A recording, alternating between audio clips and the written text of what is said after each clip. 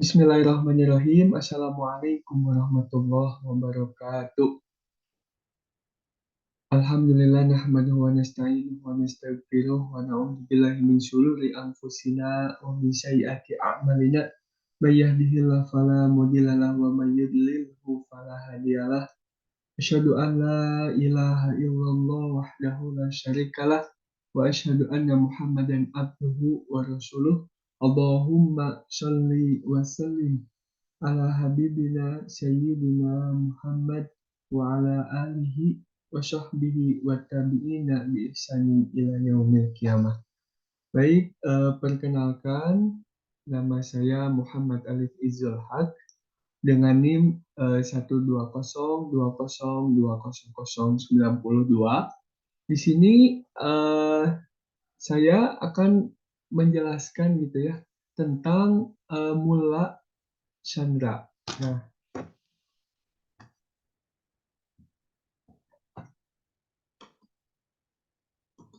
mohon maaf. Nah, jadi Mula Chandra ini itu hanya terkenal oleh orang-orangnya ya. Jadi bukan nama aslinya. Nah, nama aslinya itu yaitu Sadruddin Muhammad bin Ibrahim Shiroja. Yaitu adalah seorang filsuf, arif, dan mufassir Syiah. Nah, dia juga terkenal dengan Mulla Chandra ya yang tadi judul gitu. Ada juga dikenal juga dengan Sadrul Hukama dan Sadrul Mutalihin. Dia juga merupakan murid Miramat dan Syekh Bala Faid Kesyahidan di antara muridnya yang paling terkenal. Mulla Chandra ini perintis ya aliran filsafat transenden atau hikmah mu'ta'aliyah, aliran penting ketiga filsafat di dunia Islam. Nah, untuk tanggal lahirnya gitu ya, secara pasti tanggal lahirnya tidak jelas gitu. Tapi dia itu wafat pada umur ke-70 tahun pada tahun 1050 Hijriah dalam perjalanan hajinya yang ke-7 atau sepulangnya. Jadi kelahirannya itu pada tahun akhir abad 15 gitu ya, ke-10 Hijriah. Dia lahir di Shiraj dari ayah yang soleh bernama Ibrahim bin Yahya Qawami. Dikatakan sang ayah termasuk dari materi-materi pemerintahan Persia yang berpusat di Shiraj dan termasuk keluarga terhormat Qawami yang bertahun-tahun tidak punya anak. Akhirnya gitu ya, dia itu bernazar gitu. Bila Allah Subhanahu wa taala mengaruniakan anak kepadanya, anak laki-laki yang soleh dan juga bertauhid, maka ia akan membantu gitu ya orang-orang fakir dan ahli ilmu itu. Nah, untuk selanjutnya,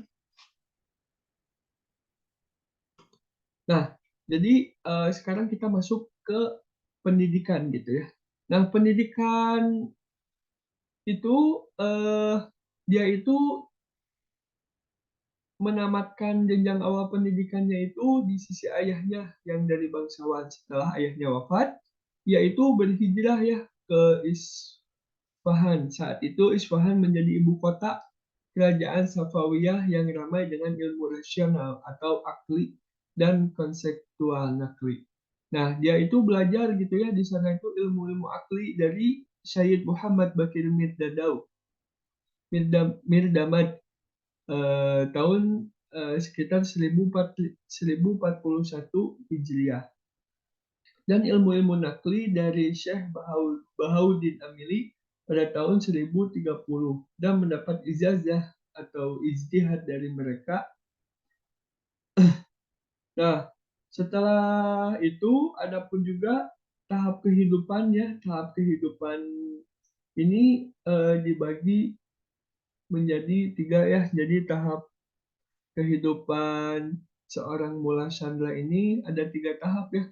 Yang pertama, tahap pertama itu masa belajar dan jadi murid pada masa ini dia mengkaji dan meneliti teori-teori para teolog dan filsafat. di Mukadimah Asfar. Ia menjelaskan penyesalan dia tentang kenapa pada awal umurnya terlalu banyak mengikuti perdebatan. Nah, pada tahap kedua, pada tahap ini yaitu mengisolasikan diri dan menjauh dari masyarakat serta beribadah di tepi gunung yang terletak ke salah satu gitu ya di desa Kota Kom. Penyendirian ini dia berlanjut sampai 15 tahun. Di Mukadimah Asfar dijelaskan kisah pengisolasian diri. Kenapa gitu dia mengisolasikan diri? Karena tekanan gitu ya, tekanan dari masyarakat dan tidak mendapat orang yang ahli ilmu dan makrifat serta banyak pandangan-pandangan keliru menyebar luas. Akhirnya ia menjauh dari mereka dan berdiam di pegunungan serta sibuk beribadah kepada Allah Subhanahu wa taala. Nah, adapun tahap yang ketiga gitu ya, tahap yang ketiganya yaitu tahap mengarang buku. Nah, dia mengatakan gitu ya, sekarang tiba gitu saatnya menulis buku. Ini semua adalah kehendak Tuhan yang menghendaki terjadi di zaman ini. Asfar, kitab Asfar ini adalah kitab pertamanya ya yang dia tulis setelah menjalani masa penyendiriannya. Sepertinya buku ini ditulis di tempat pertapaannya itu. Sebelum kitab Asfar terdapat sedikit risalah yang ditulis, eh, tapi setelah Asfar terbit, setiap buku yang ditulis banyak menyandur kalimat-kalimat Asfar dan dapat dikatakan bahwa Asfar landasan buku-buku lain Sandra. Nah, Adapun gitu dia juga memiliki murid-murid gitu. Salah satunya ada Faid Kasyani gitu. Ada Abdul Rojak Lahiji, ada Husain bin Ibrahim Tunikabuni, ada juga Mula Muhammad Irawani. Nah, selanjutnya kita masuk ke hikmah muta'aliyah. Nah, Mula Chandra ini menamai mazhab filsafatnya gitu dengan hikmah mu'aliyah. Mu'aliyah atau teosofi transendental. Menurutnya, perbedaan utama hikmah mutaliyah dengan aliran-aliran lain filsafat terletak pada pendekatan mistiknya Khazih Nasir dalam syarhi isyarat mengatakan hikmah mutaliyah adalah penggabungan antara teori dari satu sisi dan kasyaf dan intuisi dari sisi lain. Lawan filsafat ini adalah filsafat peripatetik, yakni hikmah adalah murni teori. Sandra meyakini bahwa toko ukur ketinggian dan nilai filsafat adalah terletak pada keterkaitan dengan alam amr, dan penerimaan anugerah dan rahmat dari Tuhannya. Nah, sinkronisasi akal dan wahyu adalah ciri khas gitu ya dari hikmah muta'aliyah. Cerapan-cerapan akal manusia karena menjalin hubungan dengan alam amr tidak bertolak belakang dengan wahyu dan agama. Karya-karya Mullah Chandra dari segi ini dipadati oleh bukti-bukti gitu ya dari ayat-ayat Al-Quran. Chandra menjelaskan dasar-dasar hikmah muta'aliyah di berbagai karya-karyanya. Eh, Aspar adalah kitab terpenting dan paling konferensif di antara karya-karya dia gitu ya. Nah, struktur kitab Hikmah Muta'aliyah memiliki perbedaan pokok gitu dengan struktur karya-karya Masya dan Isyraq. Berbeda dengan Masya, ia tidak membahas matematika dan fisika. Ia memisahkan gitu antara kajian jiwa, an-nafs, dan fisika dan menggabungkan pada pembahasan-pembahasan ilahiyat yang bermakna ahsan. Pola-pola kajian Asfar ini dirangkai gitu ya sedemikian rupa sehingga semua jilidnya seakan menjadi premis dan mukaddimah untuk jilid terakhir. Nah, adapun gitu ya pandangan-pandangan beragam tentang metodologi hikmah muta'aliyah ini. terdapat pandangan-pandangan berbeda-beda terkait metodologi hikmah muta'aliyah ini. Yang pertama, tidak ada asalah dan determinasi pemikiran ta'ayyun fikri.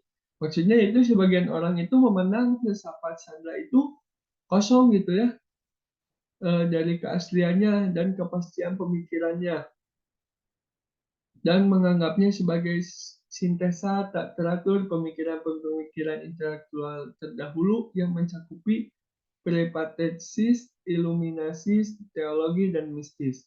Nah, yang kedua itu ada sintesa antara filsafat peripatik dan iluminasionis, yaitu pandangan lain ialah bahwa hikmah muta'aliyah yaitu perpaduan gitu, perbatuan antara filsafat peripatetik dan iluminasionis.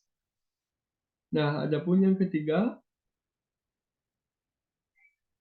yaitu filsafat mistis, yaitu sebagian orang memandang hikmah muta'aliyah itu sebagai filsafat mistis irfani. Mullah Sanda itu sering menggunakan matan-matan irfan teoritis, khususnya Ibnu Arabi. Dan yang keempat, ada adopsi dari dua aliran transenden, yaitu muta'aliyah dan peripatetik. Kelompok lain memandang keunggulan hikmah muta'aliyah terletak pada sisi metode. Nah, adapun yang kelima yaitu pemikiran interdisipliner, yaitu sebagian intelek kontemporer meyakini hikmah muta'aliyah memiliki pendekatan interdisipliner. Pendapat ini memandang Mullah Sanda yaitu sebagai pemuka pemikiran interdisipliner dalam budaya Islam. Nah, adapun gitu ya karya-karyanya, Mullah Sanda memiliki banyak karangan dalam berbagai tema. Karya-karya terpentingnya yang antara lain yang pertama ada Asfar. Nama kitab ini adalah Al-Hikmah Al-Muta'aliyah fi Asfar Al-Aqiliyah Al-Arobah. Kitab ini adalah karya terpentingnya. Yang kedua ada Al-Madda atau Al-Ma'ad. Buku ini juga dikenal dengan nama Al-Hikmah Al-Muta'aliyah. Yang ketiga ada tafsir Al-Quran. Secara tidak beraturan dia menulis tafsir sebagai sebagian ayat dan surah di dalam karya-karyanya. Masing-masing itu disinggung secara terpisah pada akhir-akhir umurnya. Dia mulai menulis tafsir dan permulaan Al-Quran, akan tetapi umurnya tidak mengizinkan pekerjaan ini terselesaikan. Yang keempat ada Syarh Usul Kafi. Buku ini terbit secara tidak lengkap dalam 7 jilid. Yang keenam ada Al-Syawahid Al-Rububiyah, dan yang keenam ada Al-Kash Al-Ashnam Al-Jahiliyah. Baik, mungkin segitu yang dapat saya sampaikan. Mohon maaf apabila ada salah kata. Akhirul kalam. Terima kasih. Wassalamualaikum warahmatullahi wabarakatuh.